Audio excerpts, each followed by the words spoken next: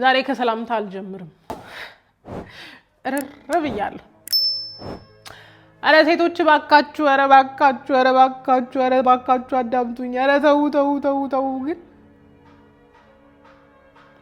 እኔ ሶሻል ሚዲያ ላይ የተዝረከረኩ ታሪኮቻችንን ማውጣት ጥቅሙ ምን እንደሆነ ብቻ ነገሩኝና እኔም ልስራ ምንድነው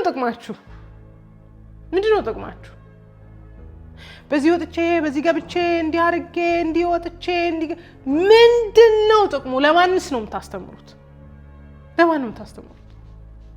ሰው እኮ መርጦ ነው የሚሰማው ከአንድ ሰዓት ምናምን ቪዲዮ እኮ የ7 ሰከንድ የ5 ደቂቃ የ5 ሰከንድ ሐሳብ እኮ ነው የሚሰማው ማንን ነው የምታስተምሩት ወይ ምንድነው እኔ I'm really disappointed በጣም ነው ያዘንኩት በህይወታችን አባት አለመኖሩ ፕሮቴክት የሚያደርገን ወንድ አለመኖሩ በደንብ በህይወታችን ላይ ትልቅ ስህተት እንድንሰራ የሚያደርገን ይመስለኛል ይሄን ነገር ርሱን ሳይ ጀጅ ማድረግ ስላልፈለኩኝ 2 ሰዓት ከ40 ምናምን ደቂቃ አይቻለሁ 2 ሰዓት ከ40 ምናምን ደቂቃ ሙሉ ብሌም ጌም እና ሙሉ ቫሊዴሽን ፍለጋ ነው ያየሁት ልትናገር የፈለገችው ሌላ ነገር ሊሆን ይችላል እኔ ፐርሲቭ ያደረኩት መንገድ ሌላ ሊሆን ይችላል እንዴት ነው ሰው 2 ሰዓት ከምናምን እነሱ የሚለው with this video ምናልባት መጨረሻው ላይ ልትመጣ ትችላለች ዜሮ አካውንታቢሊቲ ነው ያየሁት ዜሮ አካውንታቢሊቲ በነገራችን ላይ ብዙ ረጅም ደቂቃ ማታዩ ሰዎች ለኢንፎርሜሽን ይሆናችሁ ለባሌ ብዬ ገላይን ሸጥኩ ምናምን የምትለው ነገር ልጅቷ በትዳር በምናምን የቆየችው በጣም ትንሽዬ ልጅ ሆና ነው ከ13 ከ14 አመቷ ጀምሮ በማይገባ ህይወት ውስጥ ገብታ ነበር ኦኬ እሱም ትልቅ ሰውዬ ማቹር ያረጋ ሪስፖንሲብል ሰውዬ ሆኖ ሳይሆን ሃያዎቹ መጀመሪያ ያለ ትንሽዬ ልጅ ነው ባልና ሚስት የተባለው አንድ ቤት ስለኖሩ ነው ኦኬ እንጂ እኛ የምናስበውን አይነት ትዳር ሆኖ አይደለም ዲሲቭ ያደርጋል ርዕሱ እሺ አንድ በደንብ ያስተዋልኩት ነገር ሁሉ ጊዜ ምን እንደምናገረው ያደግንበት ቤት የዛሬ ምርጫዎቻችንን የዛሬ ህይወታችንን እንደሚወስን መልሼ ተናገርኩ ይመስለኛል one thing I understand ልጅቷ እናትና አባቷን አጣለች በዛ ምክንያት በጣም ዋጋ ከፍላለች እንደ እህት ልትጠነቀቅላት የሚገባ እህቷ አባንደን አርጋታለች እህቷ አባንደን ስታረጋት እህቷ ስትተዋት ያረገችው ነገር የወሰነችው ውሳኔ ቢኖር ይወደኛል ብላ ያሰበችው ሰው ጋር መሄድ ነበር ልጁ 10 ምናምን አመቱ ነው እሷም 10 ምናምን አመቷ ነው ኦኬ ሶ ቤተሰቦቿን ማጣት በእህቷ ተቀባይነት ማጣት ምን ያህል ህይወቷን ሳቦታጅ እንድታረግ እንዳረጋት መልሳ መላልሳ ተናግራለች እህቷ አብራት ማኖር እንደማትፈልግ ስትነግራት ፍቅረኛ ያለችው አሁን ባል የምትለው 10 ምናምን አመት የሆነው ልጅ ጋር አብረው መኖር ይጀምራሉ ኦኬ እሱ ሌላ ቦታ ሲሄድ ቀስ በቀስ ቡና ቤት ትገባለች በስራ ምክንያት ከዛ ቀስ በቀስ ሴተኛ ዳሪነት ትጀምራለች ይሄ ነው ታሪኩ ኦኬ 3 ሰዓት ምናምን አያስፈልገውም ነበር 3 ሰዓት ከ40 ደቂቃ የሚከነክነኝ ነገር ቢኖር ትዳርን ሮንግሊ ፐርሲቭ ሲደረግ ነው የማንም ኤክስፒሪየንስ ለግሉ ነው ትዳር ግን እንደ ተቋም ሲነካ ደስ አይለኝም እንዳልኳችሁ ልጅቷ ከመጀመሪያ ጀምሮ እስከ መጨረሻ እስካየውበት 2 ሰዓት ከ40 ምናምን ደቂቃ ድረስ ለደቂቃም ቢሆን ራሷን ተጠያቂ ያረጋችበት ፓርት የለም እሱ ጥሎኝ ሲለሄደ ቡና ቤት ገባ ስራ ስላጣው ቡና ቤት ገባ ከዛ በኋላ እኔ እንደነሱ አልነበርኩም እኔ ያንን ነገር አልወደውም እኔ እንደነሱ አይደሉም እኔ ቡና ቤት አልወድም እኔ ምናምን አልወድም እኔ she isn't there አይኔ የፈለኩት ሌላ ነገር ነው እነሱ ግን ኢንጆይ አድርገውት ሊሆን ይችላል ላይሆንም ይችላል you know እና with all the story ተሳሳትኩኝ ይሄንን ኃላፊነት ወስዳለሁ አይነት ኢንቴንሽን አልሰማውባት አንድ ጥያቄ ልጠይቃችሁ እንግዲህ አዲስ ይሄ ብርሃን የሚባለው ቻናል እንግዲህ እዮሃ ቁጥሩ ነት እየሆነ ነው በጣም ተበደልን ምናምን የሚሉ ሴቶችን እያመጣ እንግዲህ በጣም አቴንሽን እያገኘ እንደሆነ እያያችሁት ነው። አንድ ጥያቄ አለኝ። ብርሃን ቲዩብ ሲጀምር አጀማመሩ ቴስቲሞኒ ለመስጠት ነበር ወይ ምስክርነት እግዚአብሔር ያደረገላቸውን የጴንጤ ቻናል እግዚአብሔር ያደረገውን ነገር ለመናገር ሰው የጓዳውን ሚስጥር ማዝረከክ አለበት እንዴ? 3 ሰዓት ከ40 ደቂቃ መወራት አለበት እንዴ? የግል ሚስጥር ለዛውም ቫሊዴሽን ፍለጋ ሴተኛ አዳሪ እኮ መባል የለባቸውም። ወንዱ ነው ሴተኛ አዳሪ እንዲህ እኮ መሆን የለበትም እንዲህ ነው እኮ እያለች ቫሊዴሽን እየፈለገች ወይም ደግሞ የሚያረጋግጥላት ሰው እየፈለገች የምታወራውን 3 ሰዓት ከምናምን ደቂቃ እንዴት ነው አስችሎ የሰማኸው? ወንዱ ለምንድን ነው ያልተሰደበው? ያቺ ማርያም አመንዝራ ተገኘች ስትባል የት ወንዱ የት ነበር? ብቻዋን ያመነዘረችው ለምንድን ነው ወንዱ የማይጠየቀው? ለምንድን ነው ሴት አመንዝራ የምትባለው? ወንዱ ለምንድን ነው አመንዝራ ያልተባለው? እሱ ባይሄድባት ኑሮ ያቺ ሴት ብቻዋን ታመነዝራለች ወይ? እና እነዚህ አመለካከቶች ቁጭቶች ነበሩብኝ። ከዛ ግን እዛ ህይወት ከገባው በኋላ አንድ ቀን እቺ ታላቅ የፈለጋኝ መጣች። በጣም ደስ አለኝ። በቃ እቴ ከዛ ህይወት ልታወጣኝ ነው አልኩኝ ማለት ነው። እዛ ህይወት ውስጥ እንደገባው ሰማችና መጣች ደስ አለኝ። በቃ ልታወጣኝ ነው አልኩኝና ካፌ ላይ ቀጠረችኝና ሄድኩኝና አወራን። ምን እየሰራሽ ነው ምናምን ስትለኝ በቃ ማታ እኔ ከወንድ ጋር ሄዳለሁ ከሱ ጋር ነው እንደባልና እንደሚስት አለችኝ። አሁን እንደባልና እንደሚስት እኮ ስራ ነው የምሰራው አልኳት። ይሄንን ፊሊንግ ራሱ ለማንም ሰው ማስረዳት ለአንተ ራሱ ማስረዳት አልችልም ማለት ከሌላ ወንድ ጋር እየተኛ እንደ ስራ ነው ማየው ማለት ይከብዳል። ያለበት ሰውና ያለፉበት ሰዎች ብቻ ናቸው ነገር የሚረዱት። ምክንያቱም እስቲ ወንዱ ሁሉ ፈልጎ ሄዶ ለስሜቱ ስለሚተኛ ሴቷ እንደዛ ፈልጋ የምታደርግ ሊመስለው ይችል ይሆናል። ግን እሷ ነገ ስለምትበላበት ወይም ነገ የሆነ ሰው ስለምታኖርበት ነው ያንን ነገር የምታደርገው እንጂ እኮ የሆነ ፍቅረኛ አላቸው በጣም የሚንገበገቡለት በጣም የሚወዱት የሚሞቱለት እኮ ጓደኛ አላቸው እዛ ይወጡ እነሱ የፍቅር ጥገኛ ናቸው። የፍቅር ጥገኛ ናቸው። ምክንያቱም ያ አጠገቧ ያለው ሰው ከነሙሉ ማንነቷ ነው የሚቀበላት የሚወዳት።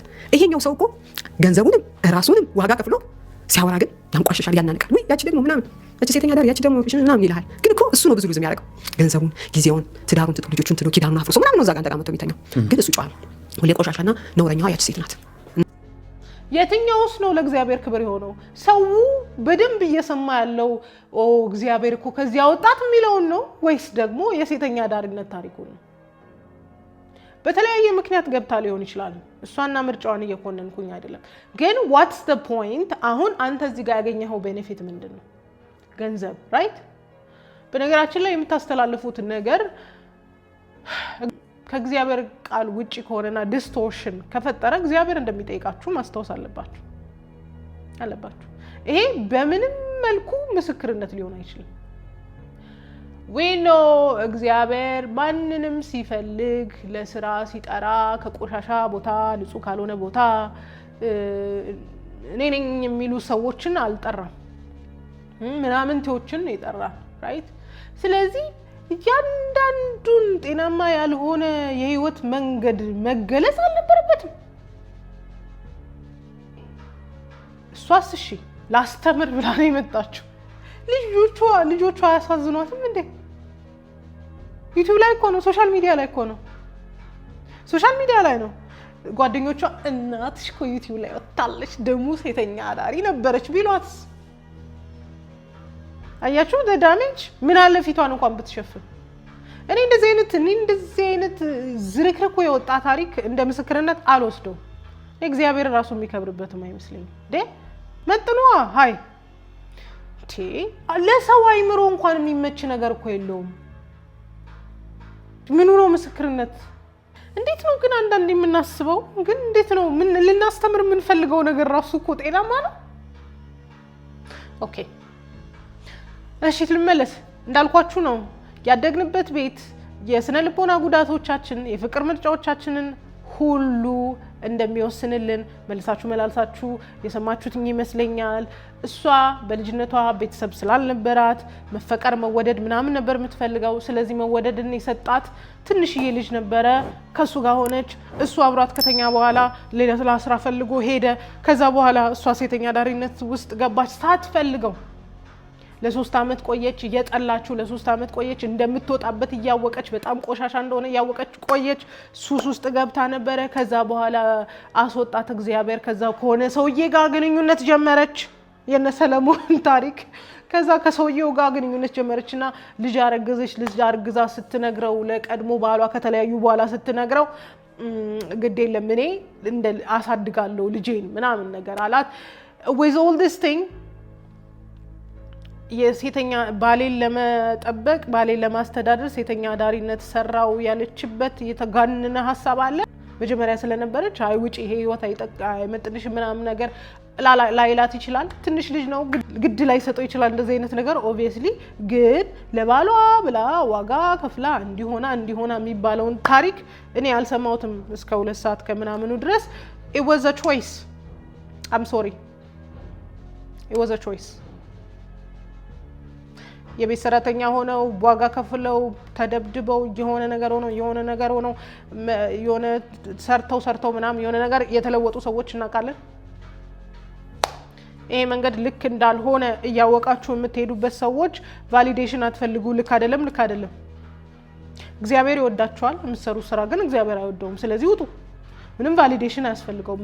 እነሱ እኮ ልባቸው የሚያፈቅሩት ሰው አለ፣ ግን ይሄን እንደ ስራ ነው የሚሰሩት። እኔ የምቀበለው ነገር አይደለም። ልባቸውና ዋጋ የሚከፍሉለት ፍቅረኛ አላቸው፣ ዋጋ የሚከፍሉለት ባል አላቸው። ባል አይደለም፣ ያ ባል አይደለም። አካሉን እያጋራ ከሆነ ባል አይደለም፣ ሪስፖንሲብል አይደለም። እሷን ከነዚህ አይነት ነገር ማውጣት ካልቻለ ወንድ አይደለም፣ ባል አይደለም። እና መወደድን የምናገኝባቸው መንገዶች ሰልፍ ሳክሪፊሻል የሆኑ ናቸው አይደል? ዋጋ የሚያስከፍሉን ራሳችንን የምንጥልበት ምናምን ነገር that's something I've seen in her. Anyways, coming back to my point, አወራ የምፈልገው the zero accountability።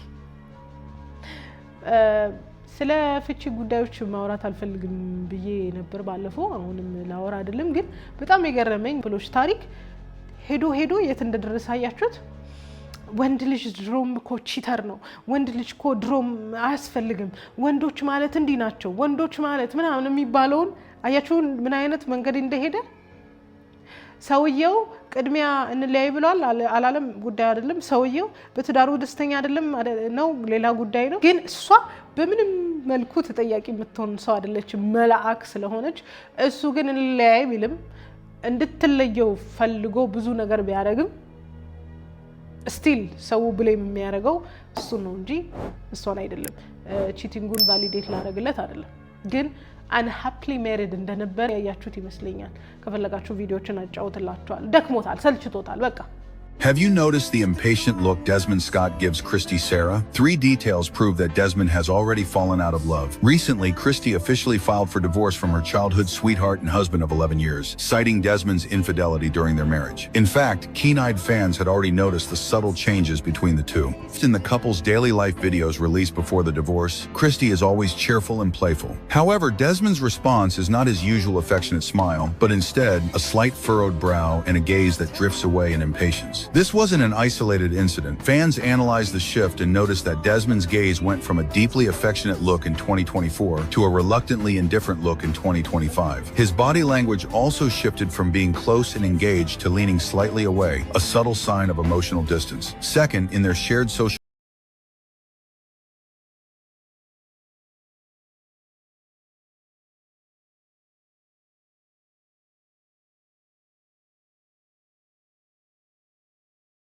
Lastly, the most obvious change occurred a few months ago when Desmond quietly removed his wedding ring, the symbol of loyalty and love, raising suspicions that he may have already grown tired of the marriage.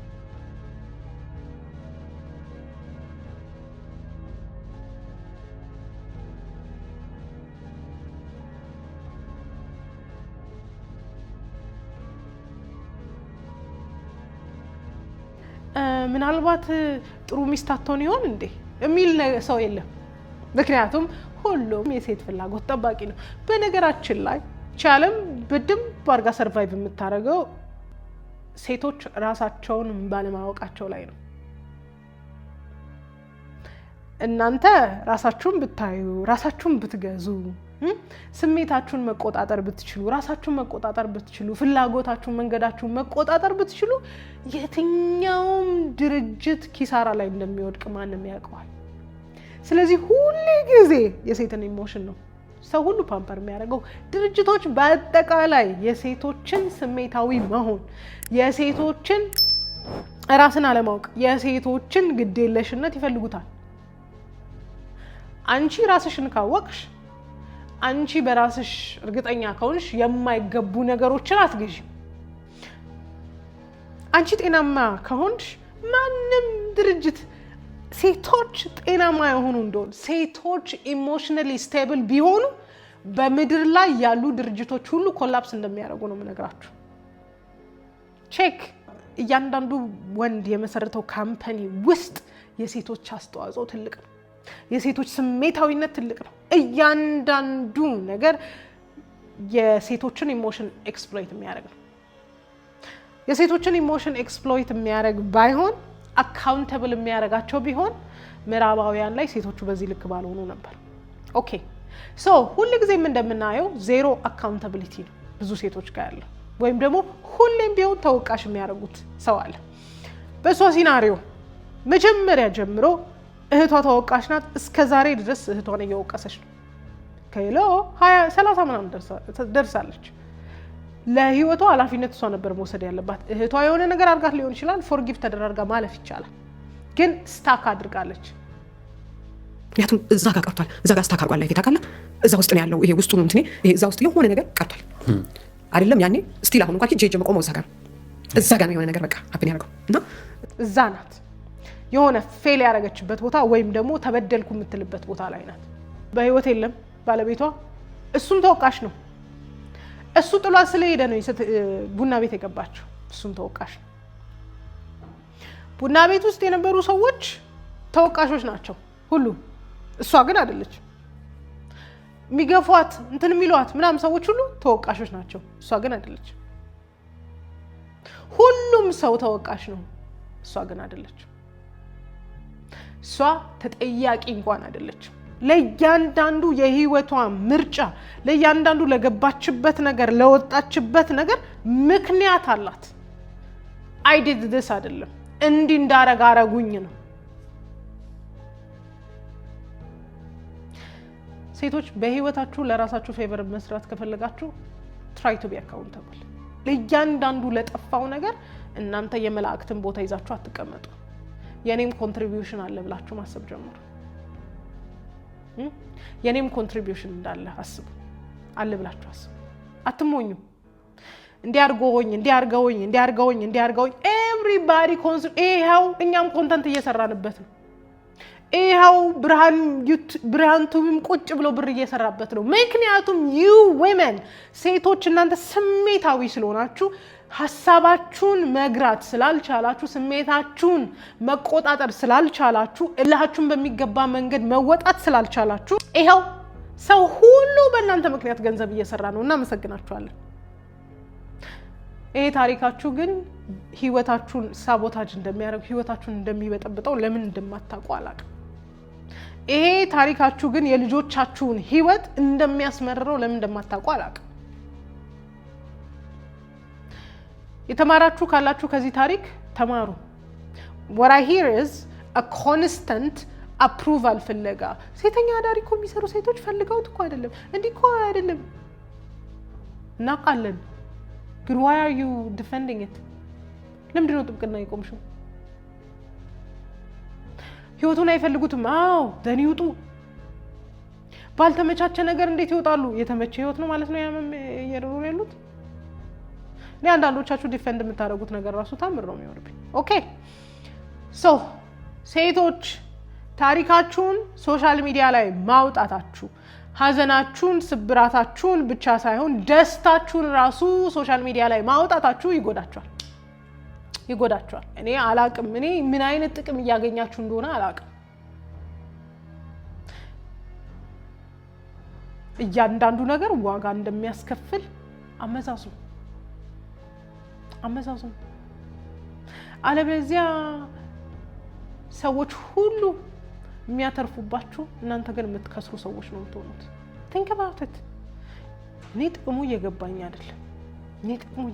አይደለም፣ የምታረጉት ነገር እየገባኝ አይደለም።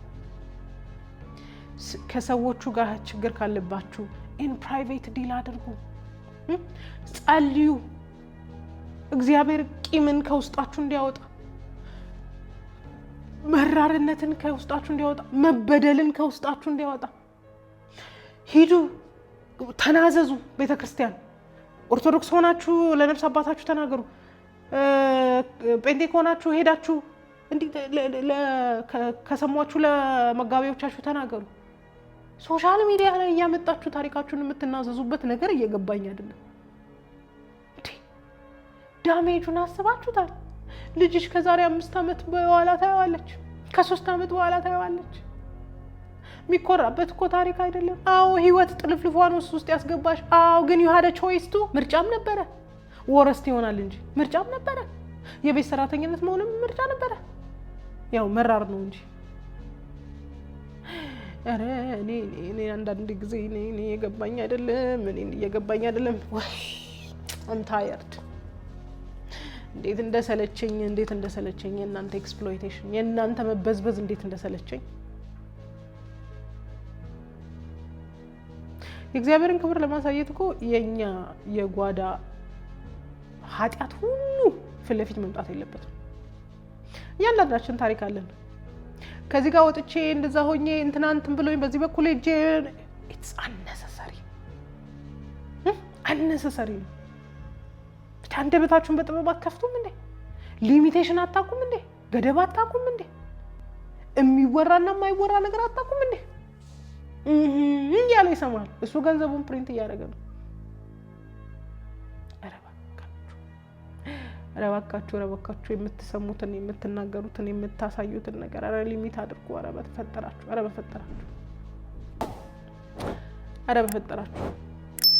በፈጠራችሁ